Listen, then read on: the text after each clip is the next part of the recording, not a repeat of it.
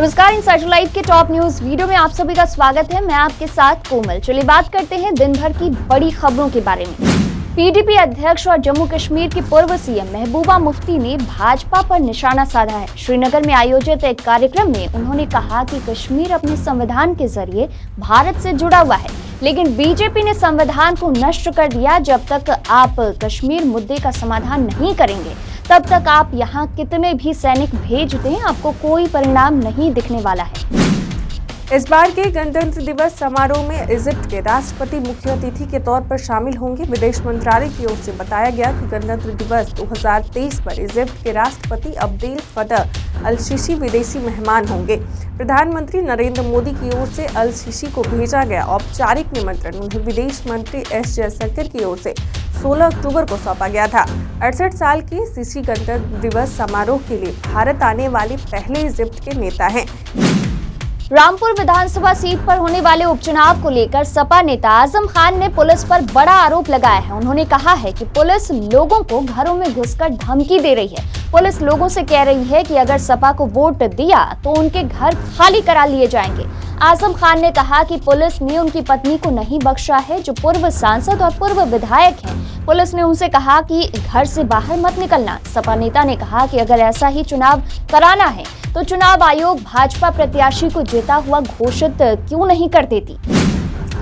Somalia की सेना ने सेंट्रल सबेल क्षेत्र में एयर स्ट्राइक करके आतंकी संगठन अल शबाब के 100 आतंकी को मार गिराया।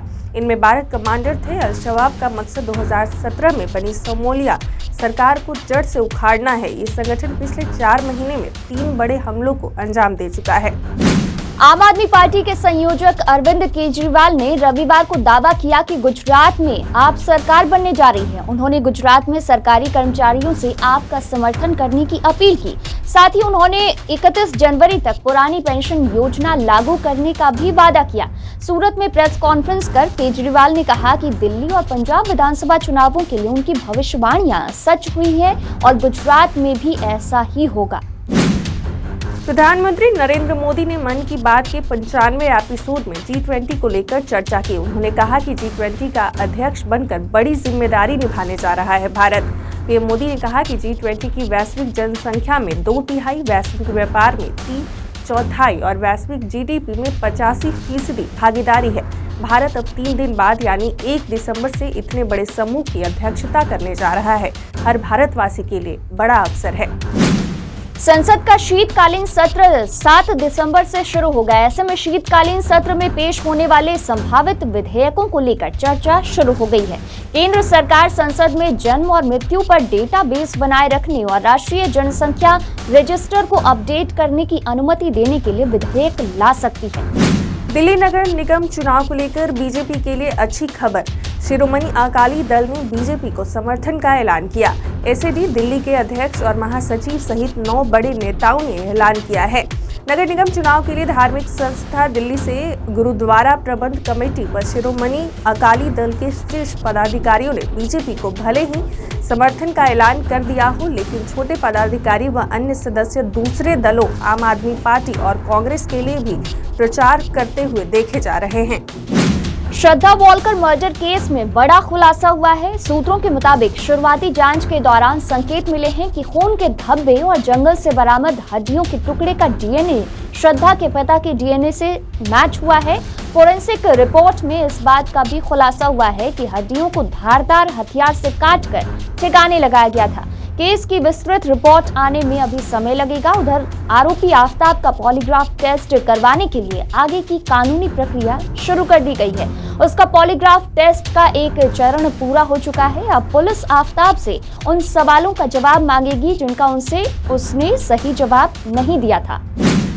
गुजरात के पोरबंदर में भारतीय रिजर्व बटालियन के जवानों में आपसी झड़प के बाद फायरिंग। 2 जवानों की मौत, 2 अन्य गंभीर रूप से घायल। झड़प किस वजह से हुई ये अभी तक साफ नहीं हो पाया है। पुलिस ने घटना की सूचना मिलने के बाद मृतकों के शव को कब्जे में ले लिया है। वहीं घायल को इलाज के लिए पास के अस्पताल में भर्ती कराया गया है। अब खबर बिहार से। राजीव रंजन सिंह उर्फ ललन सिंह जेडीयू के राष्ट्रीय अध्यक्ष बने रहेंगे। रविवार को जेडीयू के राज्य परिषद की बैठक में मुख्यमंत्री नीतीश कुमार ने स्वयं इस पर मुहर लगा दी है। राज्य परिषद की बैठक में मुख्यमंत्री ने अपने संबोधन के क्रम में यह कहा कि उनका ये प्रस्ताव है कि ललन सिंह पार्टी के राष्ट्रीय अध्यक्ष की जिम्मेदारी संभालते रहें। मैं प्रस्ताव भी कर दूंगा। राष्ट्रीय जनता दल के supremo Lalu Prasad Yadav kidney transplant करने के लिए सिंगापुर पहुंच गए हैं। राज्य सुप्रीमो की बेटी रोहिणी आचार्य अपनी किडनी पिता को डोनेट करेंगी। रोहिणी आचार्य ने सिंगापुर एयरपोर्ट का वीडियो पोस्ट करते हुए भावुक ट्वीट किया है। वीडियो में रोहिणी पिता लालू यादव के पैर छूकर आशीर्वाद लेते हुए भी दिख रही हैं। सिवान के पूर्व सांसद मोहम्मद शहाबुद्दीन की पत्नी हिना शहाब से आरजेडी ने पूरी तरह दूरियां बना ली है। आरजेडी के राष्ट्रीय कार्यकारिणी से हिना को हटा दिया गया है। लालू यादव के द्वारा बनाई गई 81 सदस्यीय राष्ट्रीय कार्यकारिणी की पार्लियामेंट बोर्ड की सूची से हिना को बाहर का रास्ता दिखाया गया है। इस मामले पर हिना का बड़ा बयान भी सामने आया है। हिना शहाब ने कहा है कि मुझे ये पद कभी चाहिए भी नहीं था, ना तो मैं किसी मीटिंग में गई और ना ही मुझसे पूछकर ये पद मुझे दिया गया था। जब पद वापस लिया गया तब भी मुझसे कुछ भी नहीं पूछा गया। बिहार के सहरसा के बनगांव की बेटी लक्ष्मी झा ने एक नया कीर्तिमान स्थापित किया है। वे मात्र 9 दिन के अंतराल में ही नेपाल स्थित काला पत्थर पैक और माउंट एवरेस्ट बेस कैंप तक पहुंचकर तिरंगा झंडा को फहराया, जिसके बाद वे एवरेस्ट तक पहुंचने वाली बिहार की पहली बेटी बनी हैं, जिससे जिले का नाम रोशन हुआ है। उन्हें यह सफलता काफी संघर्ष के बाद मिला है। उन्हें इस मुकाम तक पहुंचने में उनकी मां सरिता देवी का काफी सहयोग रहा है। अब खबर खेल जगत से। भारत और न्यूजीलैंड के बीच दूसरा वनडे मैच बारिश के भेंट चढ़ गया। हैमिल्टन के मौसम ने मुकाबला 12.5 ओवर से आगे बढ़ने ही नहीं दिया। टॉस हारकर भारतीय टीम पहले बल्लेबाजी करने मैदान पर उतरी थी, जहां भारत ने मुकाबला रद्द होने से पहले 1 विकेट के नुकसान पर 89 रन बना लिए थे। बारिश के कारण मुकाबले के ओवर भी घटा दिए गए थे। दरअसल शिखर धवन और शुभमन गिल की ओपनिंग जोड़ी ने 4.5 ओवर में 22 रन बना लिए थे, मगर इसके बाद बारिश ने अपना खेल दिखाया और खिलाड़ियों को ड्रेसिंग रूम में वापस लौटना पड़ गया। इसके बाद मुकाबला फिर से शुरू हुआ और खेल 29 ओवर का कर दिया गया। दूसरी बार मुकाबले शुरू होने के बाद धवन 3 रन बनाकर ही आउट हो गए। इसके बाद गिल और सूर्य कुमार यादव ने भारतीय पारी को आगे बढ़ाया। गिल 45 रन और सूर्या 34 रन पर नाबाद रहे। दोनों शानदार बल्लेबाजी कर रहे थे, लेकिन फिर बारिश हो गई और काफी इंतजार के बाद मुकाबले को रद्द करने का फैसला लिया गया। फिलहाल के लिए इस खबर में इतना ही। और भी खबरों के लिए बने रहिए इंसाइडर लाइव के साथ।